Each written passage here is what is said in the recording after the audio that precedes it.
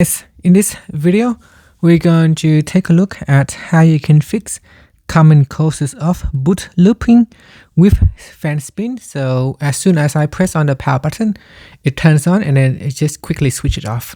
When it turns on, you can hear the fan spinning, but then it stopped. So you just keep doing that until you unplug the computer or you press on the power button for 5 or 10 seconds to force it to shut down. So let's take a look at how you can fix it. So sometimes it goes on like that, and then after a few seconds, it just switches off by itself. Now I have already fixed the issue, so let's go together and see how we can fix this problem. Now there are a number of possible causes. So the first thing and the most common is the power supply issue. The power supply not delivering enough stable power, which is a common cause. Another issues is the RAM issues. So bad or loose RAM stick prevents the computer from booting. The third issue is the CPU overheat or the heatsink problem. So improper contact or thermal paste issues. Fourthly is the short circuit or the loose cable within your computer. So something touching the motherboard or case can cause an issues. And lastly, the motherboard or BIOS issues. So a faulty or corrupted BIOS, it is rare but possible, which can cause a problem. So let's go through the first issues with the power supply. So first, we can try to do a basic power cycle, which most of the time can fix the problem. So this is a basic reset. So the first thing that we want to do is unplug the PC completely from the wall socket. Okay, so here we go to the back of the computer and unplug it, like so. Next, we press and hold on the power button for 30 seconds. So press and hold like that for 30 seconds to drain the residual power.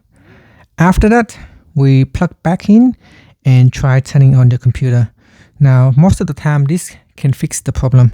So give it a try first. If it does not fix the problem, we can move on to the next solution. Okay, so now we plug the power back in. Make sure you turn on the switch in the on position. Then press on the power button. And after that, you should see your computer will turn on. Okay, next, solution number 2 is to check RAM. It is also a very common issue. So you want to open up the case, then remove all the RAM sticks. It's right here. I got 2 RAM sticks right here. So you want to remove all the RAM sticks.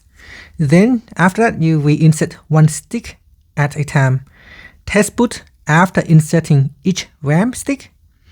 And then you may also want to swap slots, clean contacts gently with a dry microfiber cloth. And give that a try. So try 1 stick at a time and then try a different slot. After that, if the RAM is not the issue, you can insert your RAMs back in. And if it's still your computer still have an issue, we move on to the next solution. Okay, next, we might want to try to disconnect all the drives in your computer. So disconnect all the SSD or HDD drive, hard disk drive, or DVD drives. So here I got an SSD drive. So try to disconnect that, as well as your DVD. If you have your DVD drive, also disconnect them as well. Okay, at this point, you want to just keep 1 RAM in. So just use 1 RAM stick. Disconnect all your DVD drive, disconnect your hard disk drive, and then have your PSU, your power supply connected. So have your power supply connected, and then try to power on your computer.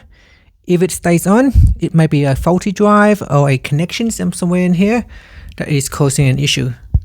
Now, another thing that might cause an issue is your CPU cooler. So we want to check the CPU cooler. So make sure the CPU fan is plugged into the CPU fan header, not the sys fan. Now, if the cooler was recently removed or installed, we apply the thermal paste and reset it. If the cooler is loose or missing, the CPU will auto shut down. So make sure everything is nice and tight. Nothing is loose. You want to double check around your CPU cooler and make sure it is nice and stable and connected. Now while your computer is open, you want to inspect your motherboard. Make sure no loose screw, wire or metal part is touching the motherboard. You can also try to remove the motherboard and bench testing it outside of the case with just CPU plus 1 RAM plus power supplied. So give that a try and see you can fix the problem. Now another thing that might cause an issue is the power supplied. Sometimes the power supply may go faulty and does not provide enough power. So if possible, you can borrow or use another non-working power supply to test. This is a common point of failure in boot loops. And another thing is you can try to clear the CMOS. So unplug the power. Remove the small coin cell battery from the motherboard. So on my motherboard, I can locate the battery right there. So you want to remove that battery and then reinsert it into the motherboard. Now when you remove the battery, I'll wait at least for 5 minutes and then put it back in. This will reset the BIOS. So those are the things that you can try and give it a go. I'm pretty sure one of the solution will help you fix that boot loop issues where you turn on the computer, the fan turns on and then it just shut down. Thank you for watching this video. If you find it helpful, please like and subscribe to my channel for more videos.